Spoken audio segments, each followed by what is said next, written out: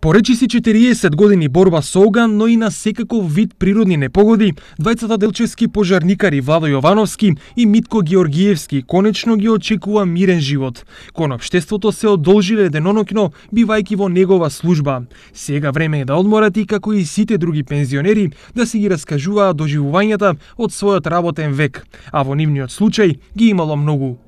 Не е тешко, само треба да бидеш малку храбар и кога треба да се работи стварно. Најголем предизвик? Предизвик... Некоја тешка акција? Јас сам, у мој работен век сам имал над 1000 интервенции. Пожари од најмаленки, почетни, со една кофа вода што може да го изгасиш. Некаде со денови сме гасили. Во својата служба Владо и Миле биле секаде каде ги носел патот. Седејќи го огнот, за нив немало ограничена територија за работа. Ден по ден, пожар по пожар, така цели 4 децении. Имам 38 години стаж и во пензија сум од нова година.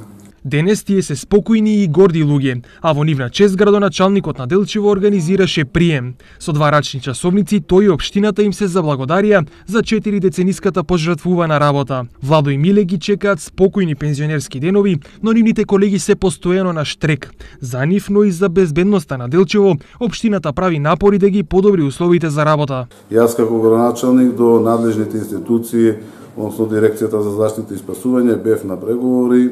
Ми имаме разговарано со раководителот Арнон Жаферовски за доделување на еден камион на нашата територијална противпожарна единица и имamo стварно контакти со јапонската амбасада, за кој што треба да поднесеме апликација, од каде што бараме да ни биде доделено едно помало теренско возило за шумски пожари. Пожарникарската работа е една од најтешките и најодговорни работи, која опфаќа голем ризик и 24 часовна будност. Токму и затоа пензионирањето на секој еден од пожарникарите е чин достоен за поздрав.